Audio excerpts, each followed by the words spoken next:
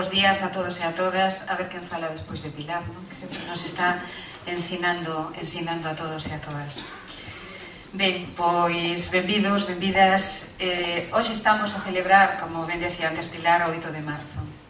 E este 8 de marzo ten un significado especial para nós, como mulleres e como galegas.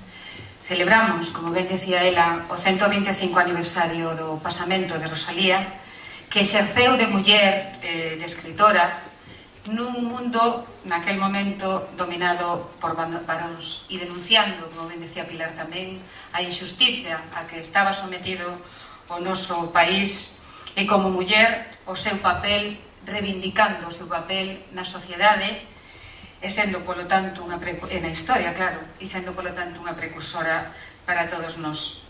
Nese camiño temos que seguir. Eu tamén quería felicitar dende aquí a Pilar, aproveitando e antes de que se me esqueza, porque foi unha das primeiras mulleres que estivo no Parlamento Galego e que, como tal, fixo que se creara a Comisión Parlamentaria para o debate sobre as políticas de muller. Felicidades, Pilar, e un aplauso para ela.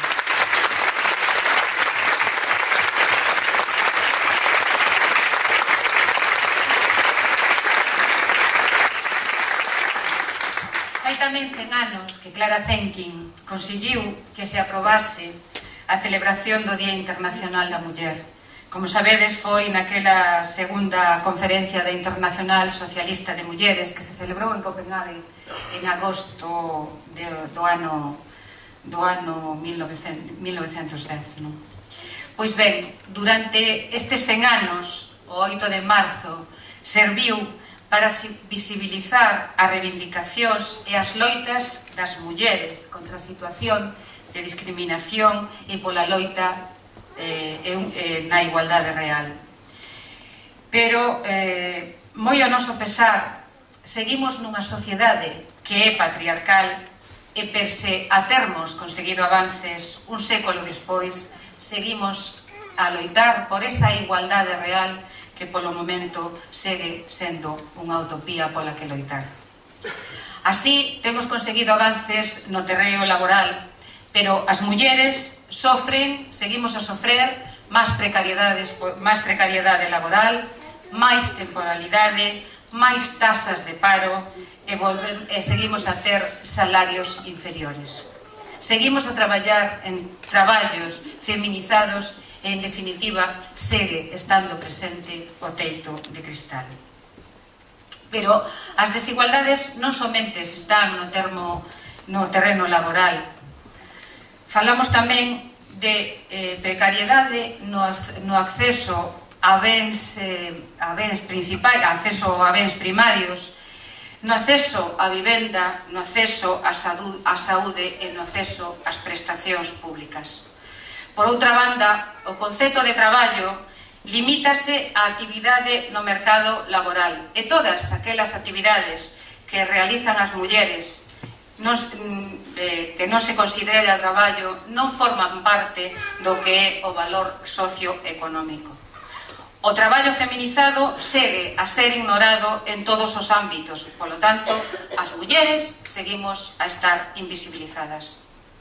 Neste momento de crise do modelo socioeconómico, as mulleres estamos a ser especialmente castigadas, tanto pola destrucción do emprego como polos recortes que se están a producir nos dereitos laborais. Senón, que se lle pregunten aquí na Galiza as traballadoras de Treves, as traballadoras de Caramelo ou as traballadoras de Alfageme que gastemos en estes momentos na rúa. Neste contexto, as medidas que está a aplicar a Xunta de Galiza son nulas, máis ben están favorecendo a destrucción de emprego no sector femenino. E as que está aplicando o Goberno Central apuntalan de alguna maneira o modelo socioeconómico neoliberal, basado na división sexual do traballo en un sistema financiero especulativo.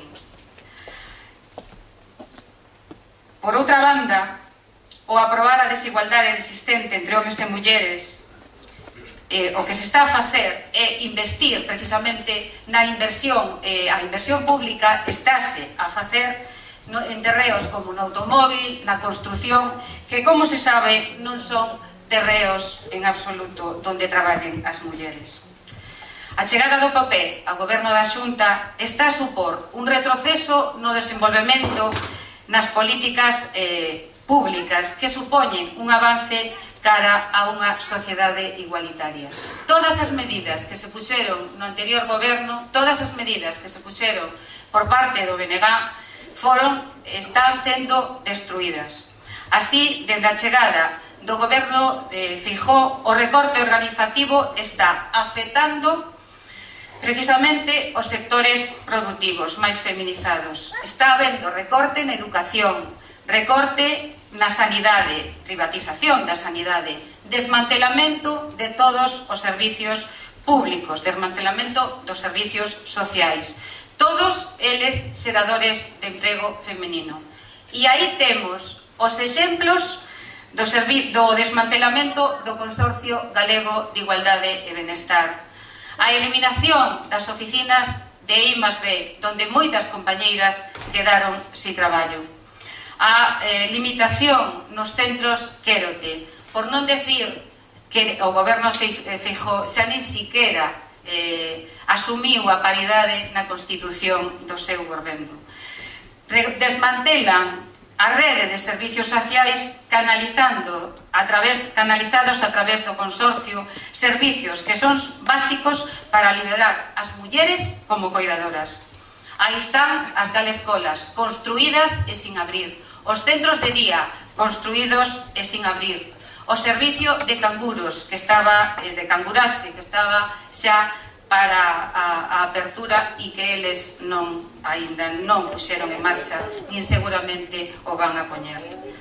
Pero ademais están a paralizar leis que son fundamentais para a igualdade. A lei de servicios sociais sigue sen desenvolver.